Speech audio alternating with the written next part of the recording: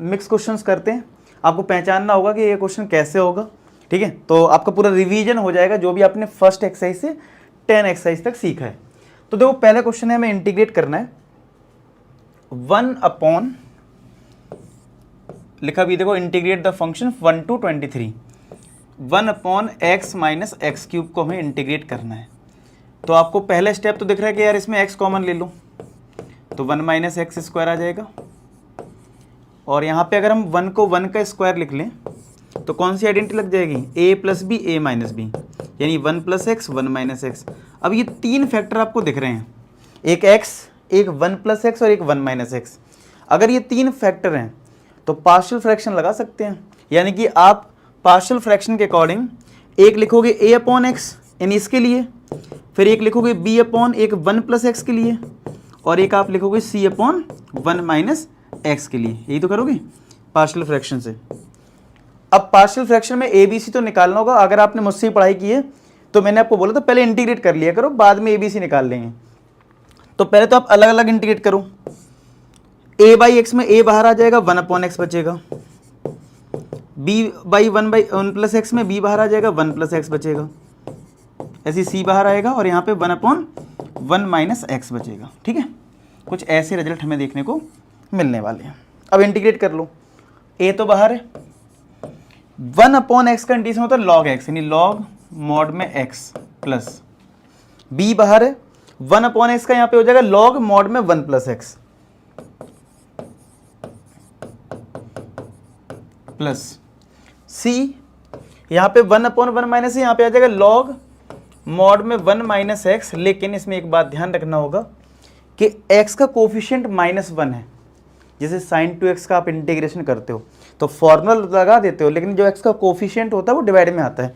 तो -1 होने की वजह से आपको एक -1 डिवाइड में लेना पड़ेगा और एक एक्स्ट्रा कॉन्स्टेंट टर्म c1, क्योंकि c ऑलरेडी इधर यूज हो गया है।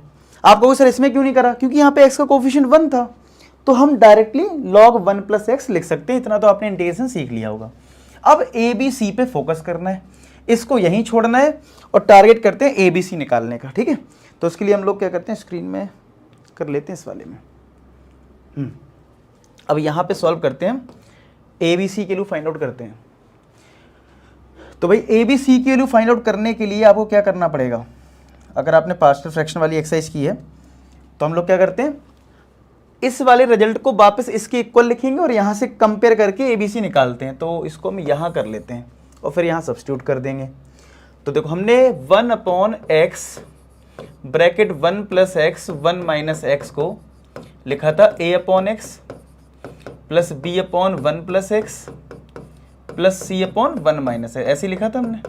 तो अब एलसीएम ले लो, तो एलसीएम में तो यही आएगा x bracket 1 minus x 1 plus x, और यहाँ पे हमारा है 1 upon x bracket 1 plus x bracket 1 minus x, ठीक है।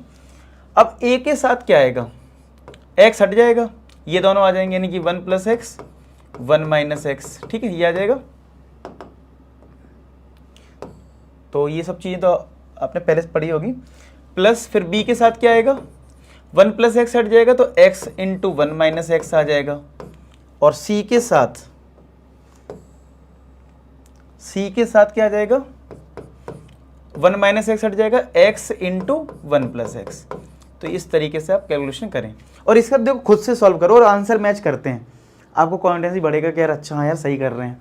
तो ये कैंसिल हो गया, तो ये 1 इक्वल टू कितना आएगा, a plus B a minus B, यानी a का स्क्वायर माइनस b का स्क्वायर प्लस b, और यहाँ पे मल्टीप्लाई कर लो तो x माइनस एक्स स्क्वायर आ जाएगा, यहाँ पे भी x का मल्टीप्लाई कर लो तो x प्लस एक्स स्क्वायर आ जाएगा। अब मल्टीप्लाई करो a इंटू 1 a माइनस का ax स्क्वायर प्लस का bx minus bx square plus का cx plus cx square. Check करो ये स्टेप, 1 इक्वल टू, ठीक है। अब आप देखो तो एक्स स्क्वायर का टर्म एक ये और एक ये है, तो और एक ये भी है, तो एक्स स्क्वायर अगर कॉमन ले लिया तो यहाँ से माइनस ए, यहाँ से माइनस बी और यहाँ से प्लस सी। एक्स का टर्म यहाँ पे तुम्हें एक ये दिख रहा है और एक ये दिख रहा होगा, तो b प्लस सी आएगा। तो 3 2 5 5 टर्म हो चुके हैं, 1 2 3 4 5 6 हैं टोटल, यानी कांस्टेंट सिर्फ a है, कांस्टेंट सिर्फ a है, तो प्लस का a और यहाँ पे 1। तो कांस्टेंट टर्म यहाँ पे 1 और यहाँ पे a है, तो a की वैल्यू तो 1 आ गई,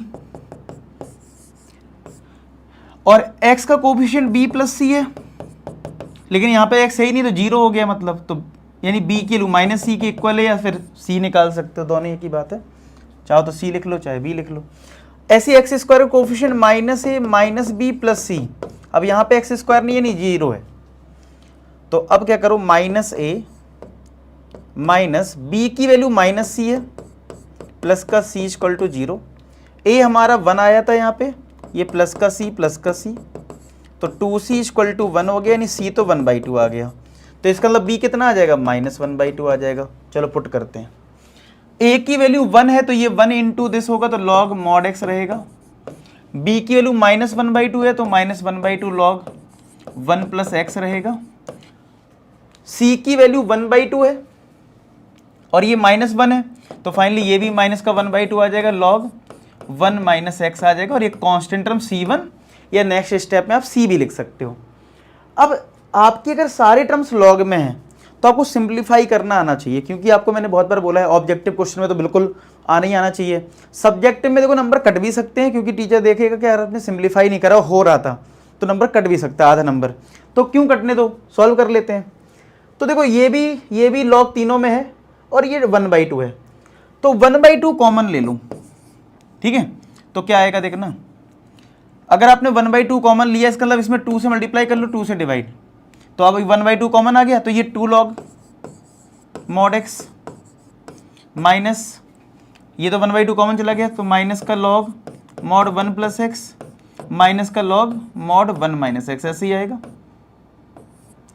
प्लस का कांस्टेंट टर्म c1 1/2।